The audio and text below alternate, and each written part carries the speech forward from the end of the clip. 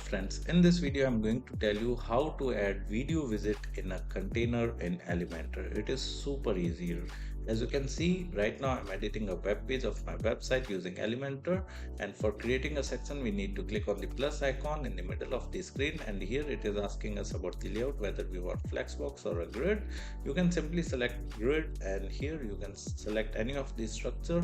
I'm going to select the first structure, that is of 1 row and 2 column, and here I'm going to add a container widget in the first column. And for adding a container widget you just need to click on the plus icon, the add element icon in the black header line on the top, and simply search for container, and you can drag and drop this container into the first column. It's done.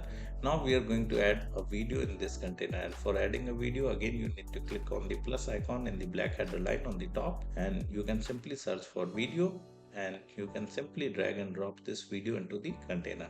Okay, it's done. Now in the left side toolbar it is asking us about the video editing settings. There are three kinds of settings available: the content setting, the style setting, and the advanced setting.